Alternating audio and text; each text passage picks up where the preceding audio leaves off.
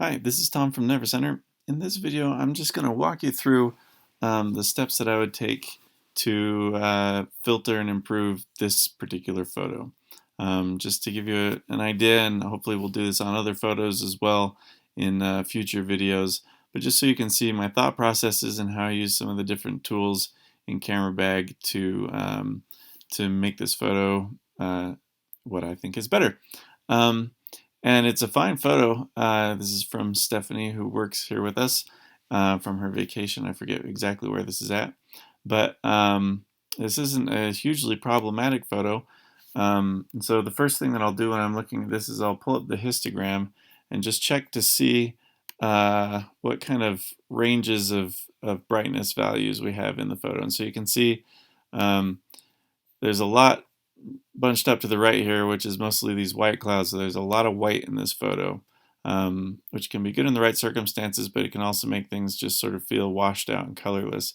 And you can also see on the left-hand side here that there are no black values below about right there.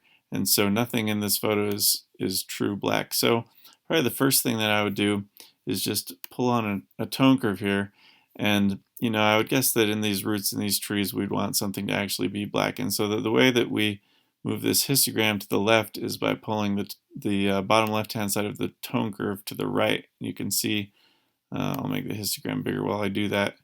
You can see what this is doing is just sort of shifting everything over. And so we'll pull it so that some of these dark values are actually black, so that we're getting sort of maximum bang for our buck in terms of the contrast. And then, like I say, these clouds, let's see what it looks like if I pull some of the highlights down. So I put a note in the middle of the tone curve so that I can work with just the highlights. And as I pull that top half of the curve down a little bit, you can see it brings out a lot more definition in those clouds. So what was more white looking, then when I do that, you can see more contrast in here. And so that's a good next step to try. I can see, I don't know how well you can see this on the video, but there's some banding issues in here where the algorithm that this tone curve is using is causing some artifacts here. And so what I would do then is just try different of the algorithms that I can use on this tone curve. So I hover over these and I can see their effects. You can see, hopefully you can see luminance does much better than any of the others. So if I adjust this curve based on luminance, then I don't get any of that banding in here, any of those artifacts. Whereas with each of the other ones, including RGB, which I started with, you see some jaggy color artifacts. So I'm going to put that on luminance and then pull this back out here. And I'm hitting slash to toggle between the original and edited. So that's the original, that's the edited. And I might want to pull up the rest of this curve just a little bit to make it not feel too dark. Right now, overall, it is feeling a little bit darker than the original. We want to try to keep it light, but give it more definition in those clouds. And so that's why I've pulled that up there. So now looking at our tone curve, you can see it's not all bunched up against the bright whites. It's sort of more evenly spread out. And so that's what gives us this nice look of the variation in the clouds. Now the other thing that I'll look for in here is color. And with clouds, a lot of it is going to be white, but we have a graph that'll show us just sort of how saturated these colors are. If I hit 5 on my keyboard, this pulls up the chrominance chart. And this top jaggy line, that sort of represents the maximum saturation across each of the hue values, which are from left to right. And so if I just put on saturation right here and jack this up, you can see if I go way up, then it pushes everything up to those top lines, and that's way too much. But as long as I'm staying away from those top lines, it can make things just look more saturated, and maybe that's too much.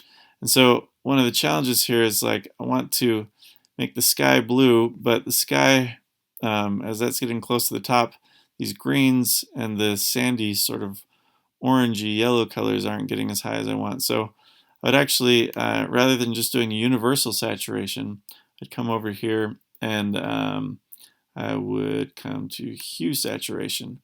And this chart allows me, so you can see it better on the screen. this chart allows me to pull up and down different hue values so that I can adjust the saturation of them separately. And so I can turn up the saturation on this reds and yellows quite a bit, and do blue a little bit, and then I just sort of eyeball it, because a lot of it is just what you like and what you think looks natural. And there's also kind of no telling what this will look like, again, once it gets encoded and transferred to YouTube. So I'm toggling, that's the original. Now this is what I've edited. So you can see it's got more saturation, less washed out. The contrast in the clouds is increased, but overall in the picture it's actually kind of reduced. So I think this is looking pretty good. And then I would just come back in often and just sort of tweak the curve to make sure that it's actually looking like what I want it to. You can just sort of try wiggling things around and see if it looks better or worse. One thing with a beach photo like this that I would try is just to check out the color temperature and see what it looks like if I warm it up, because often the feeling at the beach is very warm, but then you'll capture it in a photo and it will look kind of blue depending on the white balance in your camera and other things. And so I'll just try turning up the temperature and see if this is sort of a pleasing look. I like it a little bit warmer than it was by default at. And a lot of times in photos you're just trying to capture more how it felt at the time rather than even necessarily how it actually looked. And so again, here's the original and here's the edited with all those edits, and I'll just toggle the temperature off and on, and you can see it adds a little bit of warmth. Though I don't love how it sort of is also making the clouds a little bit more yellow.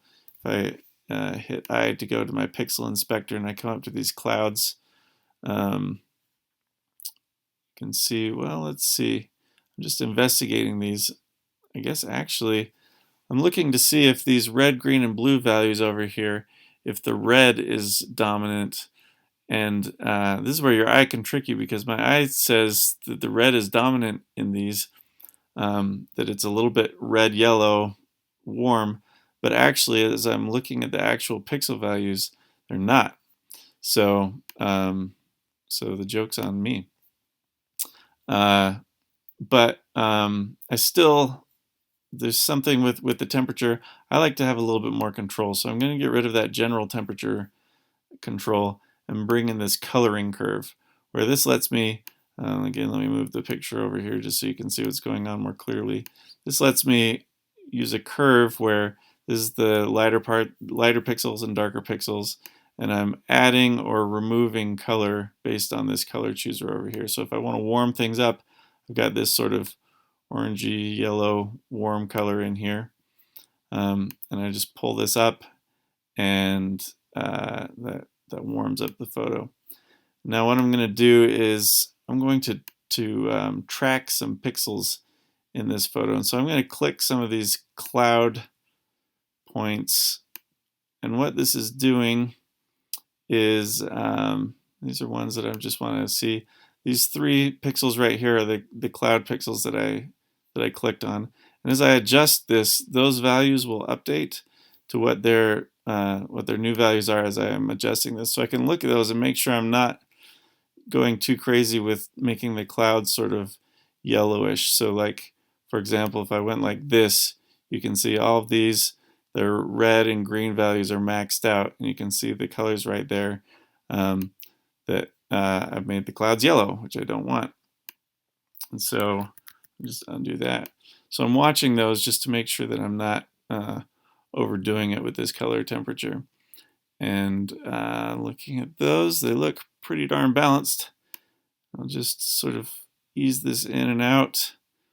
Then I can change the hue if I feel like it's getting too green or too sort of reddish. And I'd say that's about what I like. So